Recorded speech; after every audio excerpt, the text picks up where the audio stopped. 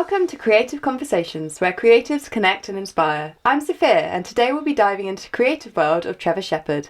He's a local artist with an amazing story to tell. So, COVID. Let's talk about COVID. Okay. I read your notes before coming on here, and you said that you had to reinvent yourself after losing your business due to COVID. Correct. What was life like before that?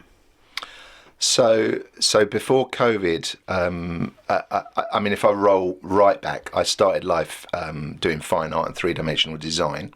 Three-dimensional design? I started off doing fine art, but everything I did tended to work towards creating stuff in a three-dimensional way. Do you think that's where your mind kind of works with art? Is it more three-dimensional? I think so, definitely I see things more in a 3D way than a 2D way. But I sat down with my tutors and they said, we think you should move to a 3D design course, which I then did. And I did that at Worthing College of Art and Design many moons ago. Worthing. Yeah. I went to Northbrook College. It's pretty local. Well, it was Northbrook College. Oh, it was Northbrook College. But way. it would have been way before you. So it was the old sheds at Worthing. The old sheds at Worthing. Yeah, they were around the back of what was the Swan pub. Yeah. Which I probably spent more time in, quite frankly. But That's it was so funny, didn't we all? Though I mean, I didn't go to that pub, but we were all drinking it. Part of college life, absolutely. But that was good times. And then I went on to do an apprenticeship as a frame maker and colour finisher for a local company. That's a great skill to have as an artist. Yeah, framing is something that still completely confuses me. Yeah, and it was lovely because I worked with all the major London galleries. So I learned to colour finish, to gild, to carve, Incredible. and that was a great skill set to learn. I did a 4-year apprenticeship there, and then took 25 years off. I was made redundant in a very early recession, many moons. Was this due to COVID, or was this? No, this was way before. Oh, okay. So just sort of building up to the years before. So it gives you a little background in my art. Mm-hmm. And then took 25 years off and got into retail. So I became a retailer. So you became redundant from the framing job, is that right? From the framing job. And then you took 25 years off from your art? To retail, basically. To go into retail? I set up a chain of stores. Really? Yeah, I got into retail. Wow, you've done so much. Yeah, and then I sold that business and then got into trainers. That's where the shoe collection comes from. The shoe Sorry, collection. guys, for any of you listening, he was just telling me before we came live about his amazing trainer collection. How many trainers do you have? Or did have? Had 500 pairs. 500 pairs of trainers, that's insane. Yeah. I was going to say my shoe collection's getting rather large with the modelling. Louboutin Hills is becoming an addiction, but 500 pairs of trainers is ridiculous. Yeah, it was a major habit for a while. Sorry, carry on. So you went into your retail. Yeah, I got into retail, lots of ups and downs, ended up online retailing. And that brings me forward to COVID. I'd sold my trainer business. Sold it. I bought in partners, and that went horribly wrong. Mm-hmm. How come it went wrong? Where to start on that one? Differences of opinions. And, okay. Lots of behind the scenes stuff going on, but it was a horrible experience. Maybe there was something you had to go through to learn and not do it again. It's part of life. Exactly. It's part of life. But that was a nasty chapter in the end. And then I got into online clearance. Online clearance? Yeah, I dealt with clearance solutions for retailers. Oh, okay. Which was going fine until COVID, which brings us up to COVID. Okay. And then obviously everyone was sitting in their back gardens doing nothing. Mm-hmm. I was doing that. Well, I was painting in my back garden. Okay, well that's a nice thing to do. Mm-hmm. But I had a very expensive warehouse full of business clothing, and everyone was then working from their back garden. Business clothing? Sort of suits and shirts and ties and all sorts of stuff that I was clearing for companies. Oh. And my business just fell on its face at the beginning of COVID. That must have been difficult. Yeah. It was tough for a while. Left me with a little spell of sort of depression to a degree, and not really knowing what to do. But I think the problem back then was everyone had their own problems. It was. When I think back to that time, it was a really stressful time for everyone, especially financially. And I understand where you were feeling, because when I left university, I worked for a print design company, and I loved the art side of it, but we had to do a lot of admin. Right. And I really struggled with that, with the dyslexia. And unfortunately, I got made redundant too during COVID. And it was very sad at first. And like you, was a bit lost. I had to move in with my mum. But actually doing art was the thing that got me out of that kind of depressive state that I was in. Exactly the same journey. And that's the same as you then? Exactly the same That's journey. Crazy. I said to my wife, I'm going to pop down. I had a little summer house shed thing down the end of the garden. And I said, I'm going to pop down and start creating a few bits and pieces. Yeah. Because I had quite a lot of business experience. Yeah, it sounds like it. I bet that's really helped you with your art career going forward. Massively. And I sat in the back garden for about 6 months reading up about why most artists don't make any money and a few artists do. Why is that? Well, it's some of the parts, really. A lot of it's marketing. Yeah. A lot of it's self-promotion. Mm-hmm. Some of it's a little bit of skill, hopefully. Yeah, you would hope so, wouldn't you? And a big dollop of luck as well. A big dollop of luck. The guy we had on earlier, Retro Rob, was saying that one of the key things is just confidence. Confidence is a big part. Yeah, because people believe in you if you're confident in your work. But if you don't, if you're not quite sure if it's any good, people won't see the good in it either. Do you know what I mean?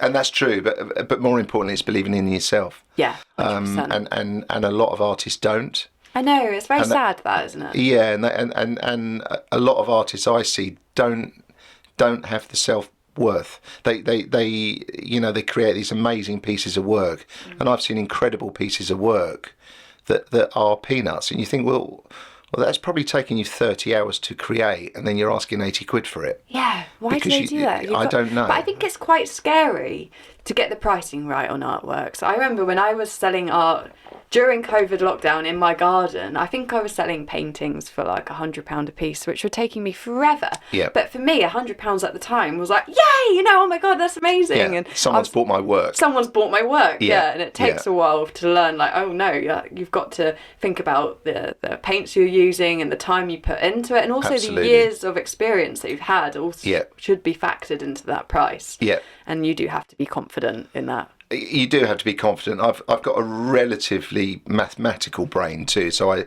put things in sort of order in my head, and I'll work backwards, and I'll look at that piece of work and I'll say, well, actually it's taken me that much in materials, that much in time, that much in artistic kind of merit, if you like, and work backwards from that. And then sometimes you look at something and you think, I'm worth that, it's worth that. Yeah. But one of the things I did realise very quickly, I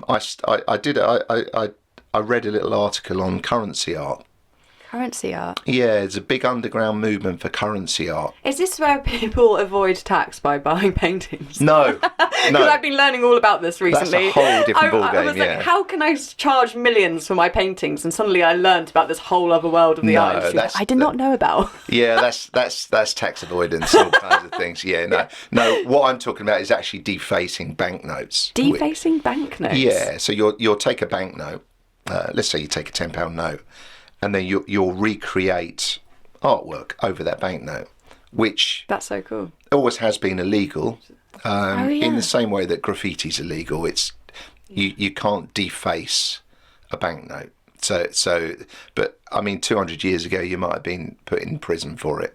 Now there's more important things to worry about. So, can you sell a piece that is? Yeah, you can. But part of what I do is kind of edgier art anyway, pop art, currency art, a little bit of graffiti. Yeah, I did have a look at your artwork on Instagram, and it is very pop art. It's awesome stuff. Thank you. Yeah, but the currency art is where it all began for me, and one thing that really broke it for me is I took a £50 note and turned it into a £49 note, and it was a fire I wish I could starter do that banknote. all the time. Yeah, but it was a fire starter note. So Keith from Firestarter, and I put it on Instagram and burnt it. Oh, that's rebellious. I'd made 49 prints of it, and then I burnt the note. Amazing. That's so cool. And I set up this little website, and it was the first piece I put on there.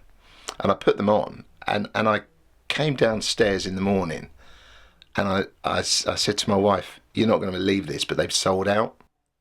No way. Yeah, they Really? sold out from Instagram. This banknote. That's incredible. Yeah, and it's funny what just catches a wave and it just go like, absolutely. Yeah. Yeah, and they sold out, and I said, that is what I'm going to be now. I'm going to be an artist.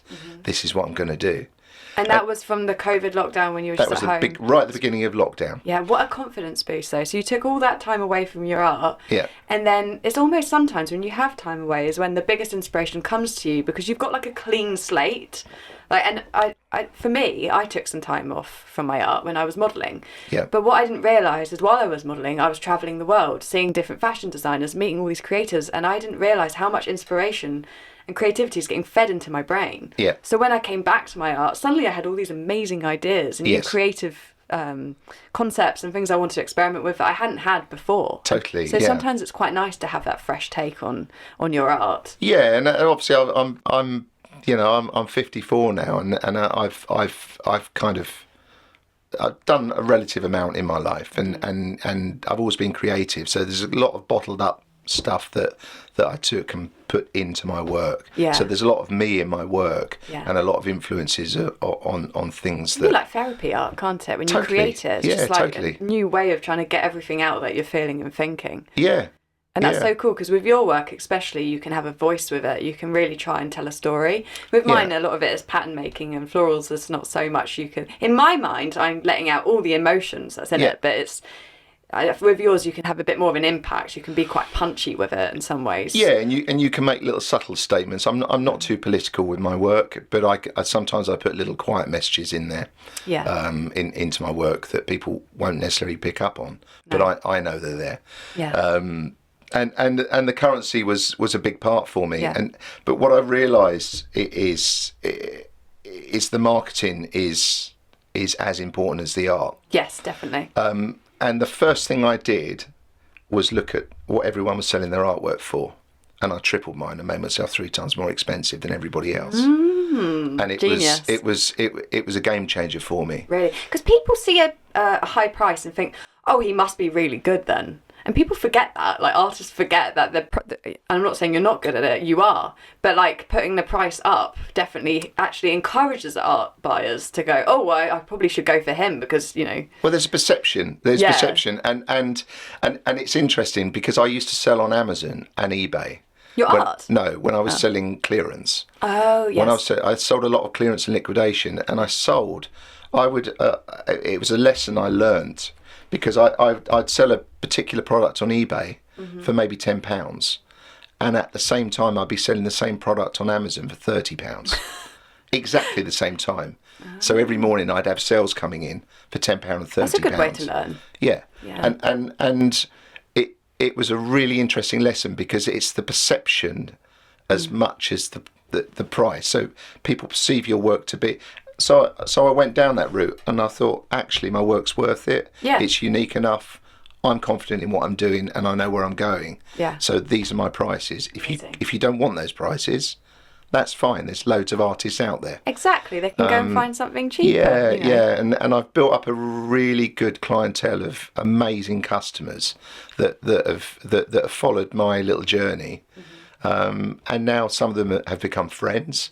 And, can I ask how you collected your collectors? How did you find all these people that supported you along the way from COVID? So a lot of them were from Instagram.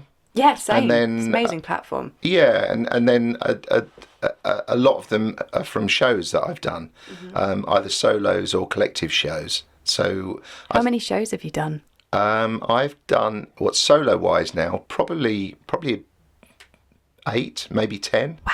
I think. That's crazy. There's so much work that goes into them as well. Yeah, but yeah. I work really quickly as well. Oh, do you? Yeah. What, on the actual art pieces or everything else? On everything, really. My brain goes 100 miles an hour, and I work 100 hours a week on average. I think if you're an artist, you kind of have to. Like, if you're really passionate about it. Yeah. I mean, I'm like that. When I'm not modelling, I'm putting all my time into creative concepts, painting, and you just don't switch off. And if you're an artist or model, you have to constantly be promoting yourself, and you have to do the admin. Like, you're having so many different job roles rather than just artist. Yeah. And I'm not a big sleeper.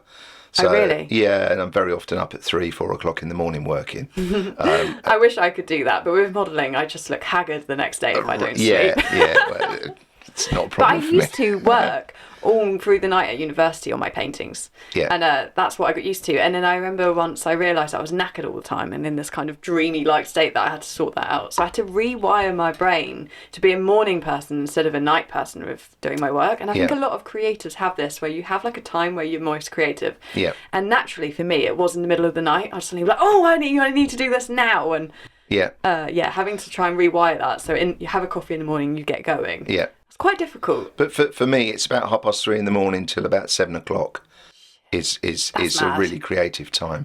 And every morning I try. Till 7 o'clock? Yeah. God. Yeah, and then I might sleep again till 9 and then start work from 9 onwards. Wow. But every morning I try and write 5 things down, 5 ideas down. What, for your paintings? For any artwork that I'm doing. Yeah. So I'll in my phone I'll literally put 5 ideas that come into my head. Yeah. And then a week later I'll go back through those ideas, and then I'll look at them and say that one's got resonance, and then I'll take that and try and create 20 ideas from that I can create. You know what, this is actually really helpful kind of info for me to kind of take on board, because sometimes I have so many ideas in my head and it's just like this flurry and I don't write them down, and I think sometimes you even miss some really good ones because there's so much going on. Write everything down. Yeah. I mean, a lot of artists sketch. I used to draw a lot and now I don't really draw that much at all. What's your main media? Because I've seen by looking at your Instagram that you're mainly kind of graffiti and pop art. Is that what you'd say? That would be my main. So I've got 3 areas to my work. I've got my currency art, and then I've got my pop art, and then I've got a slightly more commercial side to my work, which is my album covers.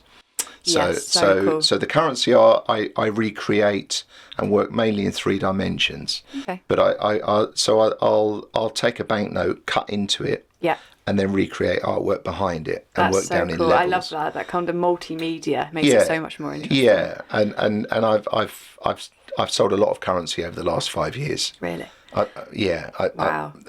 A lot. So that's been a successful project for you then, ever since COVID as well. It's still going. Well, since COVID, I've sold 4,000 pieces of currency art. What? That's mad. Yeah, 4,000 pieces of art to 20 countries. That is so impressive. You should be so proud of that. 5 years. Amazing. You know, and seen prices go from sort of £30 to £50 to, well, the most recent expensive piece was £8,000. That's incredible. But if you'd have said to me, that is gold. If you'd have said to me 5 years ago, you'll be an artist for one, and then your work could be going for that much money. Especially after having all that time off as well. And now look at you literally doing amazing at your art. It's crazy. You never know when things are going to happen for you in life. You just got to ride that wave. Yeah. Especially being an artist. Like, you could get famous in your 70s, or it could be when you're a teenager. It doesn't matter. And it doesn't matter. You never know. It's kind of sometimes luck as well at that point of time when it all happens for you. Yeah. Not luck. I think it's meant to be, but that time frame.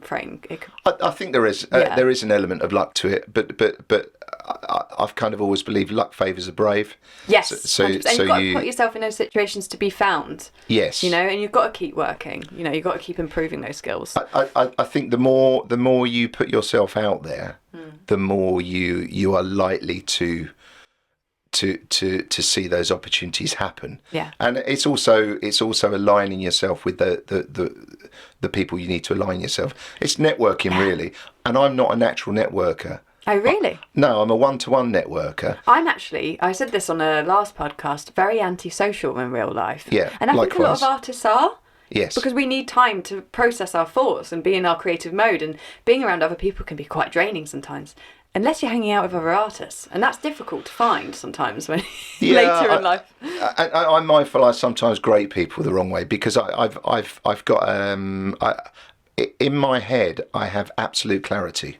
I visualise a piece of work, and then I put that piece of work into a finished piece. Really? And how it looks in my head is exactly how it looks. See, we've got completely opposite brains. Yeah. Because I like creating with inks and fabric dyes because I like the unpredictability of it. Right. I like to just start and flow and see what is the end result. And I can't stand unpredictability. Literally, if I don't know the outcome, it messes with my head. Really? And the problem is, I have absolute clarity in my head. Yeah. So when someone doesn't see what I see, I just find it frustrating. Yeah, I don't know I if can it's imagine, some sort of actually. autism or whatever. I think we're all on the spectrum somewhere. Whatever label you want to put on it. Can I ask, what kind of message are you trying to portray in your artwork? And does that help inspire you to create these pieces? You know, when you write down those ideas, like, is the what you're trying to portray, does that come up in that? The views? I know you don't want to go too political, but there's obviously some stuff that you like to get across in your work. So sometimes a little bit political. If something frustrates me, I'll put it into some art somewhere. Mm-hmm. Sometimes it's like in currency art. Every now and again I build a wall, so I'll make bricks out of banknotes, cut them up into tiny bricks, and build a wall, and then put graffiti on the wall. That's so cool, and the meaning behind that is amazing. It's got so much depth. When this last government we had crashed the economy, I wanted to show the pounds. So it had pounds and dollars in it, and all the pounds were upside down, but no one particularly noticed that in these bricks. But all the bricks were upside down. But it was when the pound dropped against the dollar. So the dollar bricks were at the top, and the pound were at the bottom, and they're all facing the wrong way. And then I had all this graffiti on the wall. So someone buying that piece of work would never know that. No. And it's just sometimes little hidden messages. I'm doing a little collection at the moment. It's called All the President's Men. Mm-hmm. And it's kind of these layered presidents' heads, but they're all kind of got crazy Basquiat kind of. I love Basquiat. Yeah, I love Basquiat, but it's everywhere at the moment in the art world. He is, isn't he? He's really taken over. But I had all these crazy, and it's just a little reflection on Donald Trump and all the crazy people he's employed. Oh, that sounds so cool. But it's just a cool little piece of work that people might just buy because they like it. Where do you keep this work? Do you put it in galleries, or is it all at home? Like, is your house just filled with this mad artwork? No, I never hang my own work on the wall. Really? Yeah. Why? I've got everyone else's work on my wall. To be fair, one of my dreams is to make enough money one day that I can support other artists. Yeah. Because I don't think I'm necessarily in the place to be able to be buying the artworks that I would love to buy. Yeah. And through Instagram, I've grown such an amazing little hub, like a community of artists, and I watch them and they inspire me, and I'd love to just be able to support them and buy their stuff one day, you know. Yeah. But I would also need a house big enough to fit all the work in that I would like to have. I've got a container full of art. You've got a container full of art. Well, when I go back to my framing days, I used to get these incredible artists, emerging artists coming through that I'd be framing their work for the London galleries. Oh, amazing. And I would save all my overtime up and then spend it on a piece of art. Well, to be fair, that's just you might just keep it for yourself, or the value goes up in a lot of this work as well. And I've never bought a piece of art as an investment. Oh, really? Yeah, if it happens to be an investment, great. Yeah, but that's not why. It's because you see a piece and you connect with it, and that's why you buy it. Totally, you know, and you never know. Some of these pieces might be valuable one day, but who knows? Who knows? But it's part of the fun of art. You know, and I've always amazed me how people don't want to spend money on art. I know, it's true, isn't it? It's funny, some people are happy to spend loads and other people will just constantly tell you that you're charging too much. Yeah, whereas a cup of coffee, you know, they might spend £5 a day on coffee. I spend 5 days a week. thousands on coffee. That's £100 a month, £1,200 a year. Yeah. Every 10 years, 12 grand. It's true. Well, if I looked at a piece of art for 10 years, then that's got to be worth 12 grand. Yeah, no, it makes sense. It really does. Do you buy work that's similar style to your work, or do you go for something completely different? I buy a little bit of graffiti work, fine art work. What takes me really, whatever takes me. Screen prints, that sort of thing. So with your work, how do you ensure that your pieces stand out visually in such a saturated medium? Because there's quite a few different pop artists and graffiti. What would you say is your thing that makes you stand out from the rest? I like to think I've got my own style. Yeah. I mean, a lot of my work over the last few years has been influenced by my music taste. I went to Ibiza in 1988. Ibiza in Yeah, 1988. Second Summer of Love. I bet that was fun, 1988. wasn't It was it? great. It's my first holiday away without my family. Oh, really? So I was 17. Oh, you ready to party then? And I landed on the island, and as this kid from Selsey Bill, and I'd not seen or done anything. Oh God, amazing. And all of a sudden, it's a second summer of love on the island, and house music had just broke, and I walked into this club, and French Kiss was playing. I didn't know what you were going to say then. The song French Kiss, a guy called Gerald, Voodoo Ray, and all of these house tracks were breaking, all just coming out on white label, and they were all there on the island. Yeah. And my music taste and everything changed that week that I was in Ibiza. It sounds like you've worked with some absolute legends in the industry, haven't you? Yeah, I've been lucky enough to work with a few more recently, yeah. I think I need to bring up one in particular because I love him. Fatboy Slim. Fatboy Slim. This is so exciting. When the guy that helped me come onto this podcast was saying to me, we're bringing an artist on that's done artwork for Fatboy Slim. I was like, what? Are you kidding me? This is so exciting. Well, he's a legend, obviously. And he's the most down-to-earth, friendly guy you'll ever meet. Really? And he's just a lovely chap. That's amazing to hear. And he will work with anybody that wants to promote what they do. And he loves the arts. He's got an amazing collection himself. And he came to one of my pop-up shows and bought a piece of my work. That is so cool. Yeah. So no, Fatboy Slim has your work up in his house. How crazy is that? Well, it's better than that. He actually, I had a cup of coffee with him, like you do. Nice. A while back, and he said, "Do you want to see where your work is?" He said, "Because I've hung everything." So he hung a piece of my work in his downstairs bedroom, and then basically he's called it the Smiley Room now. It had a little smiley face piece of currency work. And he's got this whole collection around it. No way, that's so cool. And it's so I'm in really, really esteemed company in that room. There's some he's got everyone from the London Police to Banksy. That is Banksy there, awesome. and how did he find you? Do you know? Well, of course you know. I think someone contacted him and said, "There's this show going on. I know you love a smiley face. All this works." So I set up this pop up, and it was called. What was it called? Ravers of the Lost Art. Ravers of the Lost Art. That sounds awesome. So I made a movie. Yeah. I made this movie called Ravers of the Lost Art. And it was basically about this young club promoter who was my son. He was your son? Yeah, he was in the film. And it was basically... So he sets up this illegal rave in 1988. Has this suitcase full of pills and cash and all stuff that he's about to leave the country with. It didn't give too much information about his past, but basically the party gets raided. Oh, really? He buries his suitcase in the rafters of this warehouse, gets arrested, comes back in modern times. That's me. That's retrieves so cool. his suitcase. Everything in the suitcase become part of this exhibition. So it was all acid house inspired. That's awesome. Fatboy Slim came along after the event. Actually, he came along and bought a piece of my art, and then messaged me on Instagram. Said, "Loving your work, baby," is what he said. Fantastic. And I said, "Well, I'm really pleased. I've got this idea." He said, "Come round for a coffee." Yeah. And the rest is history. No way. Did you find that some of these collaborations influenced your art?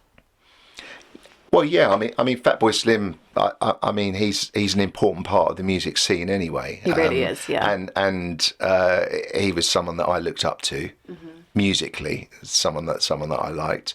Yeah. So indirectly, he would have been an inspiration anyway for my work. Yeah. Is there any other artists that have been big influences for you, or other ones that you've worked with that have kind of created the path? Recently worked with Jumping Jack Frost. Jumping Jack Frost. Jumping Jack Frost. So if you're into drum and bass, Yeah, I love drum and bass. yeah, Not so much now, but when I was a teenager, I was an absolute party animal, and drum and bass was my go-to. Okay, so Jumping Jack Frost is again a pioneer of drum and bass. Yeah, amazing. You know, along with the likes of Fabio Groove Rider, Yeah.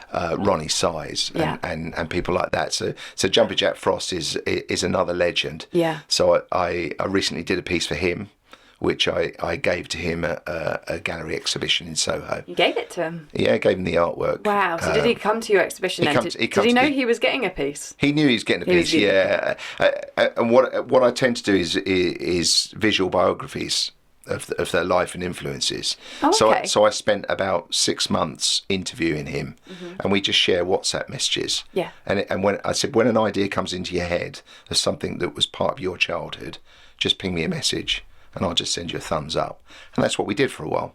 And it was the same with Fatboy Slim. So how do you make this visual storytelling of their lives? Like, what? So I'll narrow it down to about 30 sort of influences. And then I'll recreate small pieces of art for that. Yeah. And then put that all together and kind of make a 3-dimensional piece of art for them.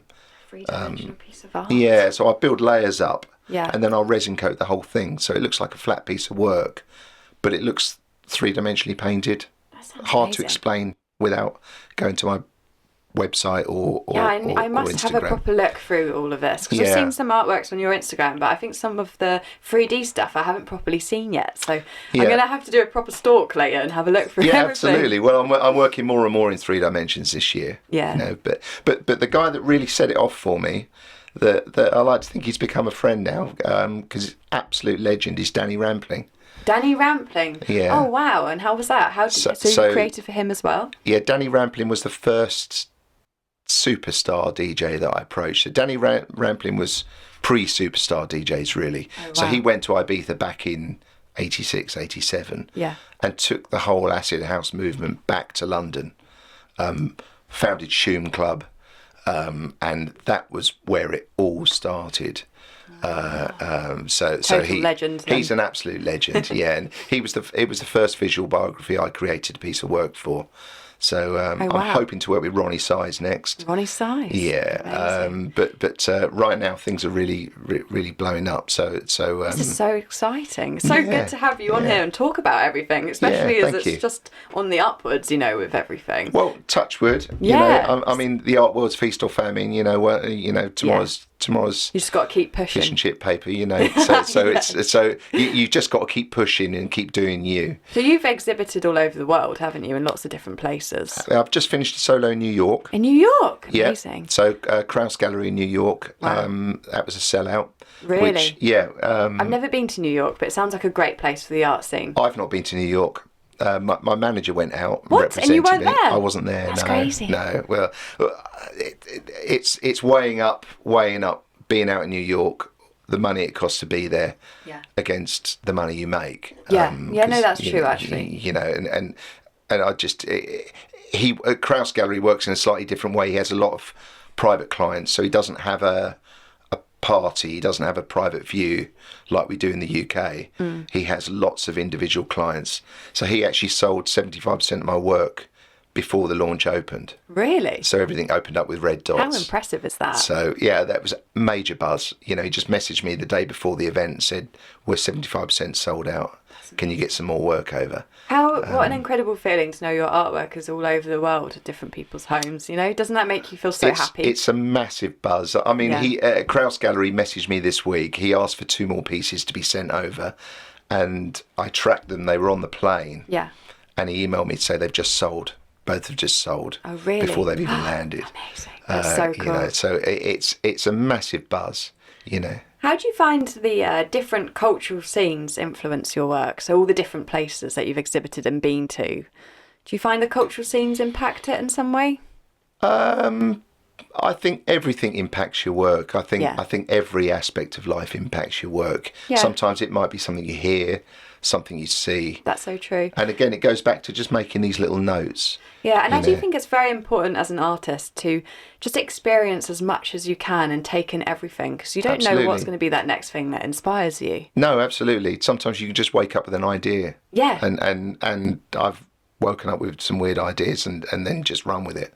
Just run with it. I've got out of bed before, my wife said to me, what are you doing today? And I said, I'm making a giant matchbox, and I went and made a giant matchbox, Why not? Sometimes you do have to just act on it sometimes, don't you? Because otherwise that moment's gone and you might not achieve that again. I don't know, if you're in that space and you go, I need to make a giant matchbox, do it if you can. Yeah, and there was a bit of a story behind that, because I think it was a movie I'd seen, and it was basically the story behind this giant matchbox was there were two burnt matches, and sometimes in life you get burnt, Yeah. but every now and again you strike it lucky, and so there were two I burnt like that. matchsticks, and it was kind of about meeting your partner, Yeah. So sometimes there's two people out there that are kind of Meant to connected. be. So as again, it was just a giant Swan Vesta matchbox, but there Yeah. were two burnt matches inside. Oh, I like And that. It kind of plays on that twin flame kind of thing as well. Yeah, like a little romantic message in there as well. Oh, look at you doing a bit of romantic. I thought your I'm stuff not was a bit more really- rebellious. Yeah, well, it is almost. It's just Valentine's gone now, isn't it? Oh, yeah. But, Exactly. but Did you do any Valentine's art? I actually spent the whole of Valentine's Day painting this massive red backdrop with all these bleeding flowers. Okay. And it was funny because it was actually just a practice run for a shoot I'm doing. I'm live painting this piece for a bunch of photographers. But That's I brave. realised I know, right? It's quite scary. I've never live painted. Really? Yeah. Well, neither have I. And that was the thing. I was seeing how quick I could paint. Right. And I realised I could paint a whole backdrop, the whole design, in about 2 to 3 hours, which I thought was quite impressive. Right.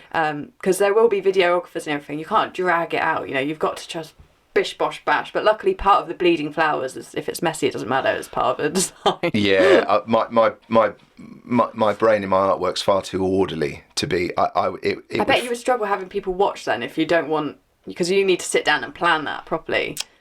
Yeah, I'm far too considered to do live painting. Yeah.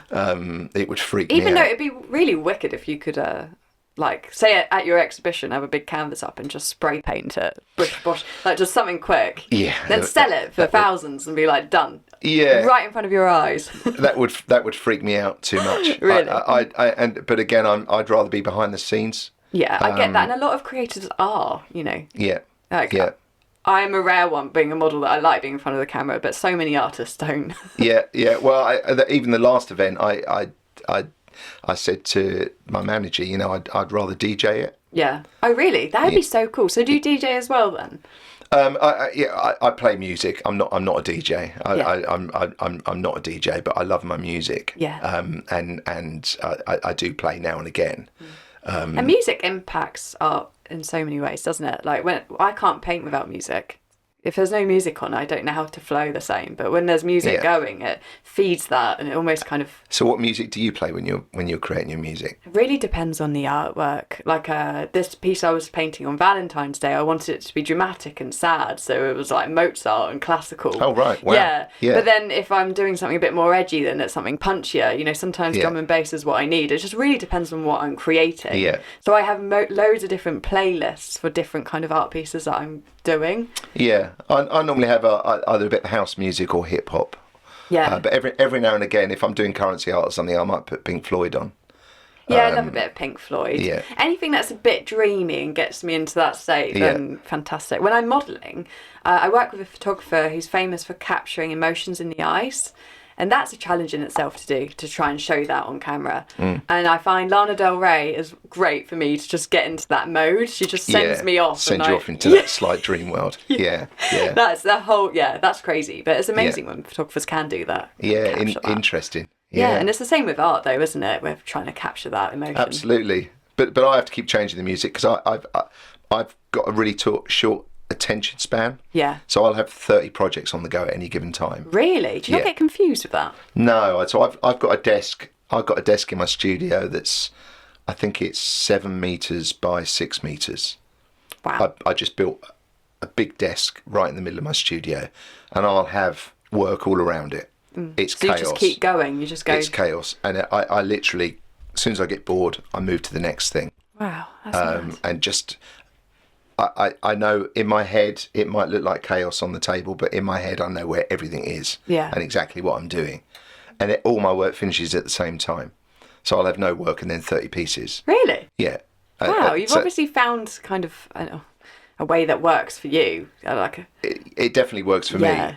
So my efficiency in the studio is really good. So I bet you would struggle having someone work for you in the studio, because they would need to understand your brain and how it works. And you might be working on this piece and then that piece 5 minutes later, but in your mind, you know what's happening. Do you know what I mean? Yeah, there's elements of my work because I've got someone that works for me maybe 1, sometimes 2 days a week. And he's great because he does very specific things, prep work for me. Because it's very hard to expand as an artist, because particularly if you spend a lot of time on one project.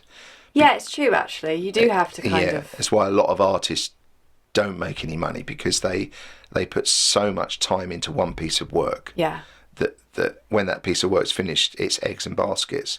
Whereas because I'll have so many projects on the go, 3 or 4 of those will cover the work that I need. That's a really good piece of advice, even though I do find some artists, not me actually, well, sometimes, that they create pieces and then they never finish them. Seems to be quite a common factor with artists. I think sometimes maybe they think, I've got to finish this piece before I even allow myself to do the next. I have to finish that piece. You have to. That's how my brain works. What if it's not going well? Because with me... It will go well. Yes, I have this approach. If a painting goes wrong, I take time away. I come back, I look at it, and usually it's a happy mistake. I can find a way of turning it into something better than it was before. And that's probably why I love art, painting, because you can just add another colour, paint over something, and it's ever evolving. It's only gone wrong once, actually. There's a Fatboy Slim piece. I got 30 hours in. Fatboy Slim piece? 30 hours in, and I threw it in the bin. What? I just started again. Really? Yeah, just didn't like it. You must have just trusted that gut feeling and knew you could do better. It wasn't right, and I threw it in the bin. It has to be absolutely... what a lot of people say to me is when I'm producing my work, it's the precision on the work. Yeah. I mean, I use laser cutters and I use techniques, but inevitably I've got to finish that work, and if the finish isn't perfect, it messes with my head. So it has to be perfect. Absolute perfectionist. So I just worked out how it's right for me. Unfortunately, my customers like that. You know, and the people that get and it's another thing artists seem to crave. They crave not so much attention, but they want people to like what they do. And it's understanding that a lot of people won't. You have to have a tough skin in this industry, don't you? Because, just because one person loves your painting, someone else is going to hate it. Well, not hate it, but do you know what I mean? Like, people won't connect with it the same. And you've got to accept that. You absolutely do. And that's where the marketing comes in. Because if you hit 1,000 people, 3 of those people might buy your artwork. If you hit 10,000 people, 30 of those people might buy your artwork. If you hit 100,000 people, 300 of those people might buy your artwork. And that's why the marketing is as important as the art. Can I ask, do you have any advice for young creators, not just young creators, people that are starting out, how to kind of get their work out there? How do they get lots of people seeing it? They bang on doors, they talk to everyone, they network, and if people won't listen to them, they do it themselves. Okay. And I it's hard getting into galleries, particularly at first. I got lucky. In fact, Kraus Gallery in New York was the first gallery that ever approached me. So they approached you? They approached me. Did they find you on Instagram? Really? Yeah. That's so cool. Because I found I was, and that's where the luck comes in, because I found my groove very quickly. Yeah. A lot of artists can't find their groove. They can't find their USP, unique selling point. What makes them unique, and what makes them stand out, and that's very hard, particularly as a painter, because there are a million painters out there. It's so true. And it's understanding your strengths. What I realised is I can draw and paint, I'd say I'm an average painter and an average drawer. There are a million painters out there that can paint better than me. Yeah. Why waste my time trying to be a painter? So I found my groove. And I found my groove quickly. And that's become your strong point. And that's because become you've my accepted strength. it and you've worked at what you're good at. Accept what you're good at. Yeah. Learn what you're not good at, by all Yeah, means. exactly. You know, and if I don't know a skill set now, I will absolutely learn it. Yeah. You know, a recent piece I've done, I'm making these giant patches and badges on denim, and I wanted to recreate denim. So I was hand painting it onto board, and it just looked too rigid. Yeah. So I thought, actually, I work in 3 dimensions. Let's hand paint it onto cardboard, and then I distressed the cardboard. So I screwed the cardboard up after I painted it. Yeah. And then straightened it back out, ironed it back out, and all the highlights had creased and buckled. Oh, I like the sound of that. So it looks like I'm all real about denim texture now. as a print It's designer. all about texture. Oh, so it looks like amazing. real denim So now. it looks like denim, but it's not denim. Yeah, I'll show you a picture afterwards. That's really fascinating. So I'm making these big patch pockets at the moment. They're 1.5 meters. Wow. So they're like giant denim pockets with badges and patches on. Oh, really? And I'm How loving are you making it. the patches? I'm just painting them, hand painting Just them. hand painting them on? Yeah, so That's I'm wicked. creating them in MDF wood, and then I'm gessoing them, Yeah. and then I'm hand painting them, Yeah. so they look matte and they look patch-like, but it's getting all the scratches and texture in them. Oh, I love that. So yeah, it's great. Yeah, you can just I like, love see it. the creativity just start shining out of you. You can see the excitement I about love it. And then I'm recreating enamel badges, and Oh, really? and pin badges, badges. and all the different. You know, you get the ultra glossy badges. Yeah.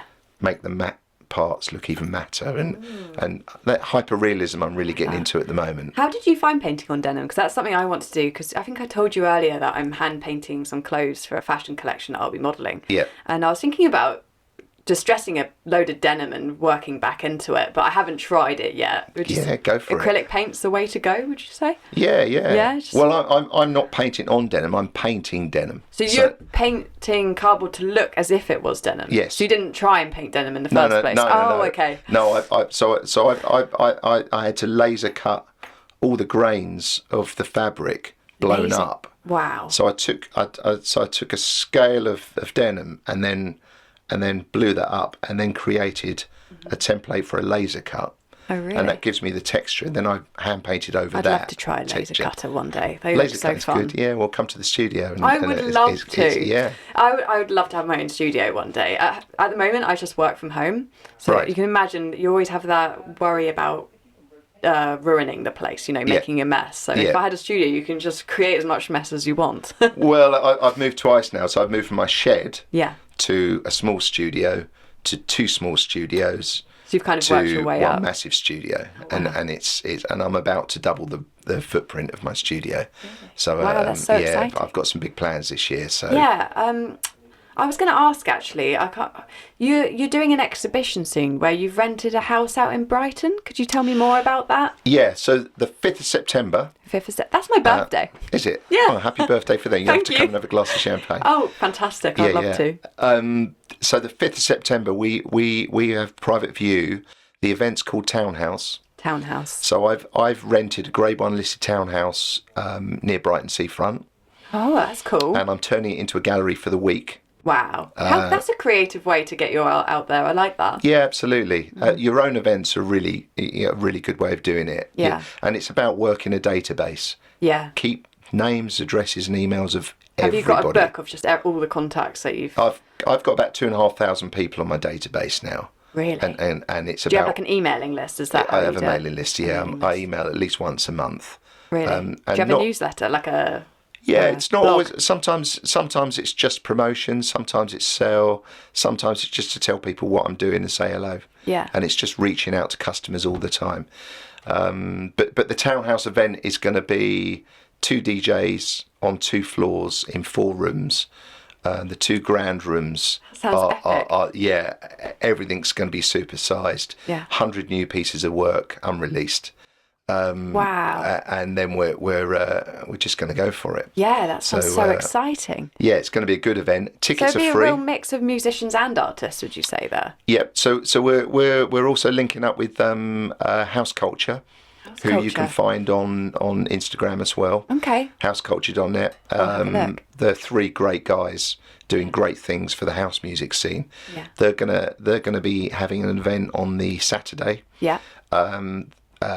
Matt Rouse is going to be DJing along with Bamo. Bamo? Part of Spirit Chaser. Oh, wow. He's going to be DJing. So many big names. Yeah, absolutely. I went to school with Bamo, so he's going to be DJing there as well. Champagne and cocktails. Oh, I'll be there. All the great and the good. A few special guests coming to be announced. And then we're just going to go for it. It's the biggest event I've ever done, the biggest solo I've ever done. This sounds so exciting. Yeah, with 200 tickets gone already. Really? And it's not till September. So get your ticket quick because it is going to be closed. You heard it, guys. Get your tickets quick. Well, thank you so much for coming on here. This has been a great chat. Thank you for having me. You've actually really inspired me as well. I've learned Amazing. so much, and I would love to come to the studio one day and to this event. Sounds Absolutely, great. yes. Where can people find you, Trevor? Where can they see your work? So you can find me on my website, which is www.artbytboy.co.uk, or you can find me on Instagram, which is @artbytboy. Perfect. Thank you so much, All right, Trevor. thank you very much. Thanks for listening, guys. That's Creative Conversations, and join us again next week. Thanks for having me. Bye.